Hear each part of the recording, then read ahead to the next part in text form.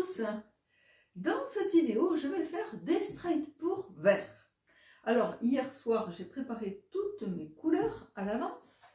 J'ai fait mon petit test sur ce carreau de faïence qui m'a beaucoup plu. Donc, ce matin, j'ai fait ce straight pour sur une toile de 30 sur 30 cm. Et après, je vais faire the big one straight pour green. Le très grand straight pour vert sur une toile de 60 sur 70 cm.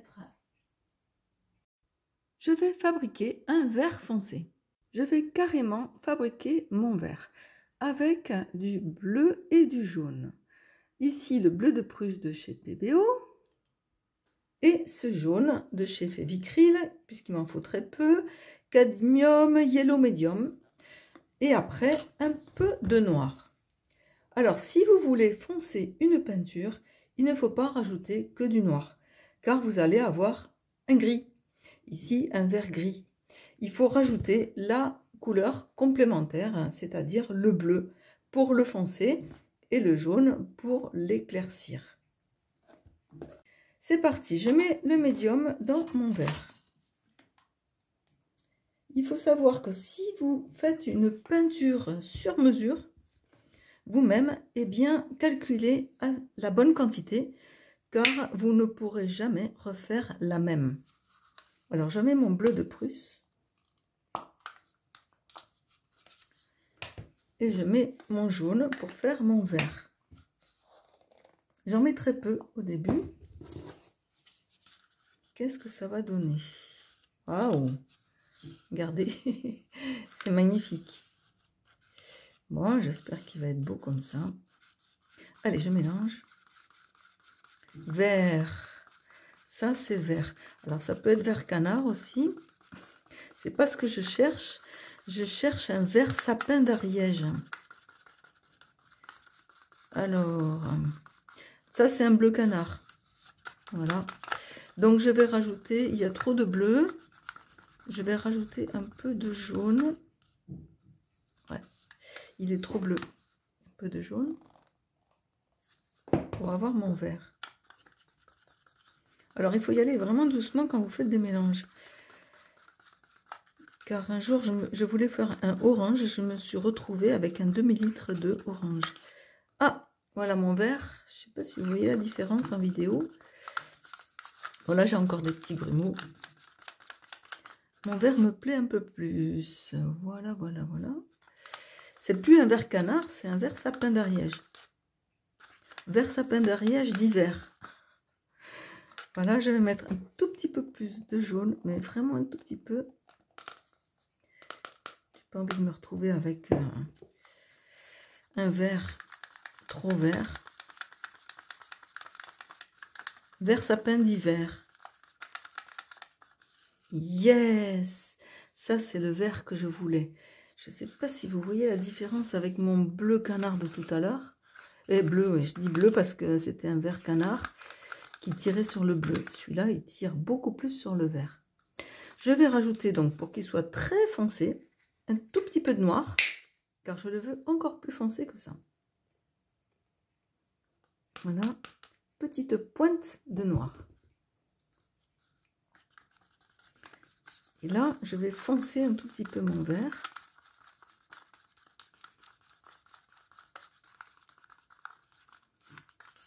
Yes! C'est le vert que je voulais. Waouh! Il est trop beau. Je ne sais pas si vous voyez. Attendez, je vais fixer. Voilà, ça c'est mon vert. Maintenant, je peux rajouter l'eau, car j'ai la bonne couleur. Par contre, ce vert-là, je ne pourrai plus refaire le même. Donc, il faut que je calcule vraiment la bonne quantité. Et voilà ma peinture. Vert sapin d'Ariège. Et voici toutes les peintures que j'ai préparées pour mon straight pour. Alors, il y a du blanc, bien sûr, que j'ai préparé à l'avance. Il y a cette couleur de Févicryl. Alors, c'est une marque de supermarché, mais vraiment, je la trouve super. C'est un, je sais pas quoi, un pétard. En fait, ça fait une espèce de d'argent, argenté, mais ultra brillant et blanc. Voilà. Après, j'ai le jaune de PBO, jaune fluorescent. J'ai le jaune azo clair de PBO. J'ai le vert jaune iridescent de chez PBO, que j'adore. J'ai celui-ci qui se cache derrière, car il n'est pas vraiment vert. Un vert d'eau éclatant de Liquitex. J'ai deux févicrils aussi, le cadmium green. Ici, le phthalocyanine vert. Ici, le hooker vert. Et puis, alors j'ai préparé un peu comme peinture de fond tout ce vert foncé. Voilà, il y en a 300 ml. Et puis après, ce vert que je viens de faire, qui est un vert sapin d'Ariège. Et puis bien sûr, le noir que je mettrai peut-être. Alors après toutes mes couleurs, j'ai fait un petit essai de Strike pour voir ce que ça donne. Moi je trouve que le résultat est bien et j'espère qu'il sera pareil sur ma toile. C'est avec le pouring, on peut vraiment pas savoir. Petit test.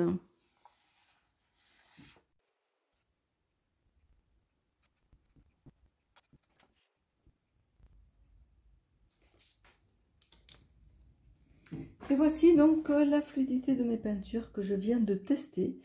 Je vais en rester là car ça fait au moins 1 heure que j'ai réajusté la texture de mes peintures. L'essentiel, c'est que les verres soient à peu près pareils. Peut-être encore ajouter un petit peu d'eau dans celui-ci, le verre d'eau, mais sinon je vais en rester là. Je remplis donc mon verre qui fait 300 ml, celui-ci, pour une toile de 30 cm sur 30 cm. Alors, je vais commencer par les peintures les plus claires pour finir par les plus foncées. Celle-ci que j'ai créée, je vais m'en servir comme peinture de fond. Je vais la mettre tout à la fin. C'est parti. Alors, je commence par le blanc. Alors, je mets du blanc. Très très peu, car il faut que ce soit lumineux, mais le blanc, elle emporte tout. Après, je vais mettre du fluo. Je le mets par-dessus comme ça. Très peu aussi, car le fluo est super envahissant. Maintenant, du jaune azo clair. J'essaie de ne pas le faire trop tomber de haut. Ça, c'est pour l'effet final. Maintenant, cette couleur un peu argentée. Je ne veux pas que les couleurs se mélangent. Très très peu aussi, car elle est très très puissante. Et maintenant, je vais passer du vert le plus clair au vert le plus foncé.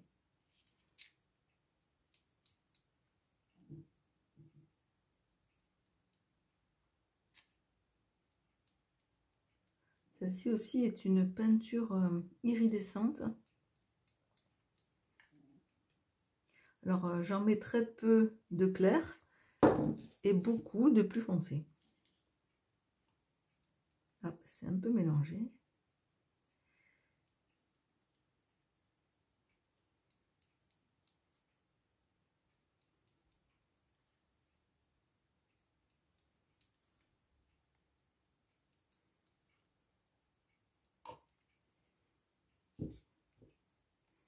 Celle-ci, alors je vais peut-être essayer de la mettre comme ça.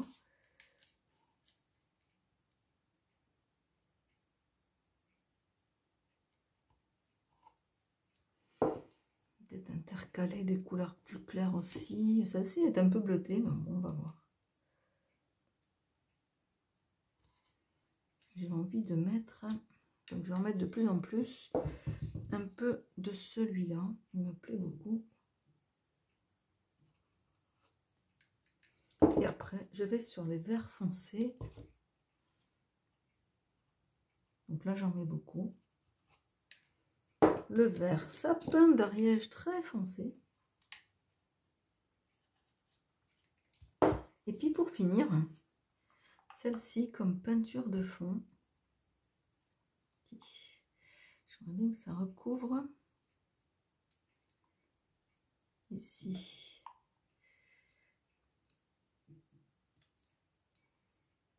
Je voudrais que ce soit celle-là qui parte en premier. On va voir ce que ça va faire. C'est parti. C'est parti. Alors voici ma tasse. Je vais donc mettre avec un petit peu de peinture de fond ici. Ça parte bien en foncé. Même mettre un petit peu de noir autour. Ici, j'ai mis la peinture de fond vert foncé et puis du noir tout autour pour que ma peinture le pouring que je vais faire après dessus puisse glisser facilement sur la toile sans perdre le motif.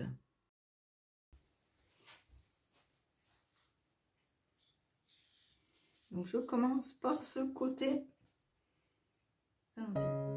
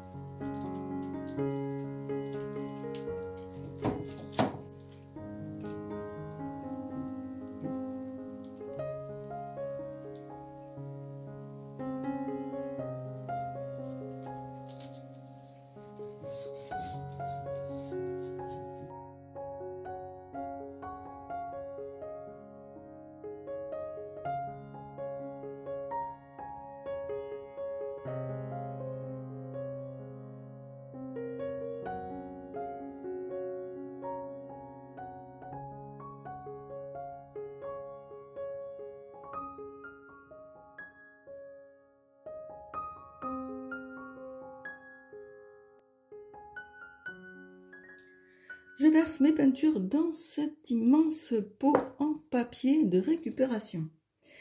Alors, je vais finir par le blanc, bien sûr.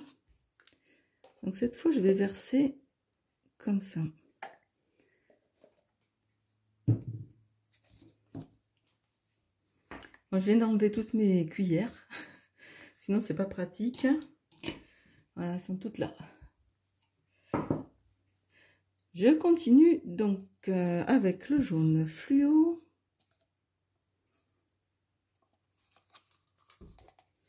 Le jaune azur clair. Alors, je vais en mettre de plus en plus, en fait. Le jaune vert iridescent. Le vert clair, je ne sais plus quel c'est. J'en mets beaucoup. Je vais intercaler avec cette couleur. J'espère que je ne fais pas une bêtise. Après ce vert-là, je vais en mettre de plus en plus. Puis celui-là. Puis celui-là, je vais mettre toute la tasse.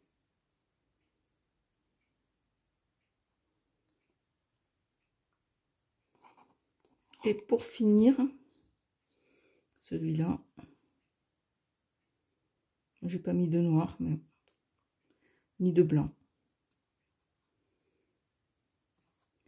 Il ne faut pas trop que j'en mette parce qu'après ça va déborder. Ce sera pas facile à verser. Voilà, ma tasse est pleine.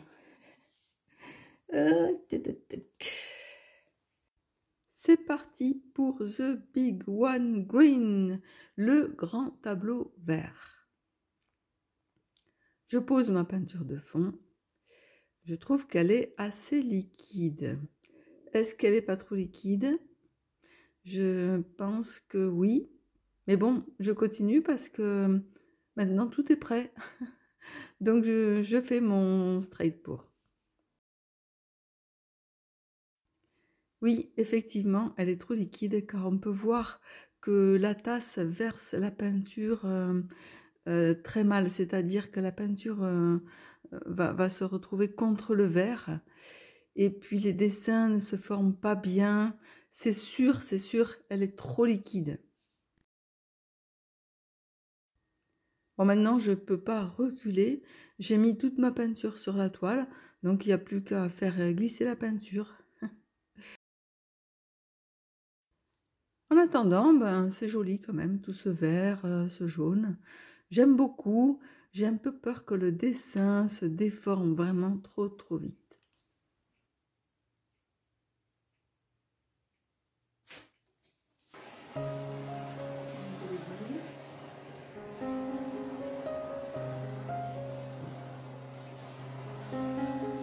Donc finalement, je vais mettre le vert autour.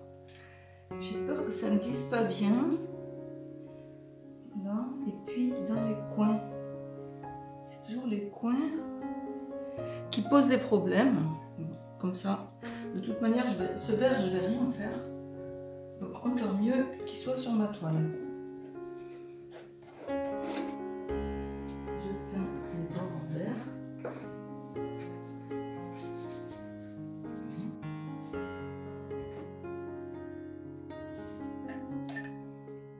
Hop, c'est parti.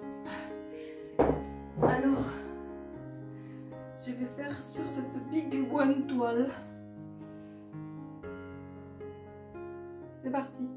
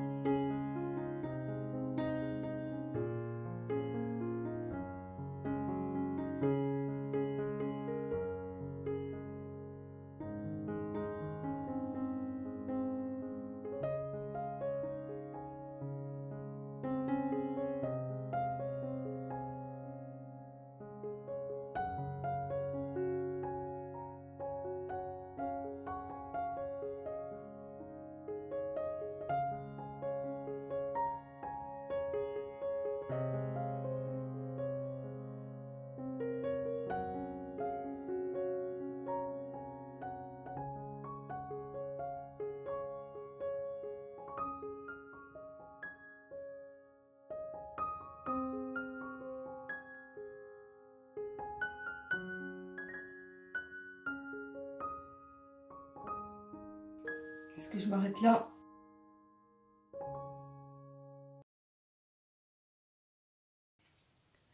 Alors là, à cette minute précise, en fait, je ne sais plus quoi dire, car mon tableau est complètement raté. J'ai mis tout le reste de mes peintures là-dedans, parce que ça me plaît pas, et je vais faire quelque chose. Alors j'aimerais faire un grand trait qui passe comme ça. On va voir. Bon. Je vais peut-être rajouter un petit peu de ça. qu'il m'en reste. Comme ça, j'ai plus de peinture. Allez.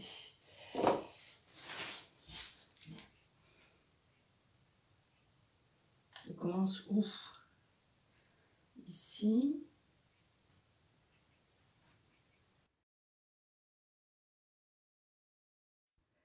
Bon ben voilà, le deuxième coulage est raté aussi. Quand ça va pas, ça va pas. La peinture était trop fluide, ça c'est sûr. Donc je vais essayer de m'amuser un peu avec la peinture, mais c'est complètement raté. Et en plus, c'est ma plus grande toile qui est ratée. Ma vidéo sur le pouring vert est maintenant terminée. J'espère que vous allez liker ma vidéo et pas mon tableau. Mettez des commentaires pour m'encourager.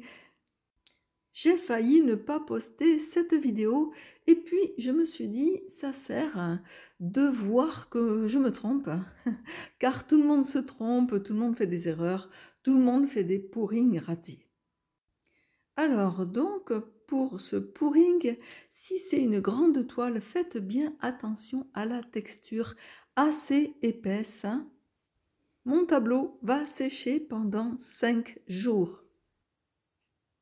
Voici mon tableau sec. Je ne vais pas le vernir car il est raté. Bon, qui n'a pas fait de pouring raté?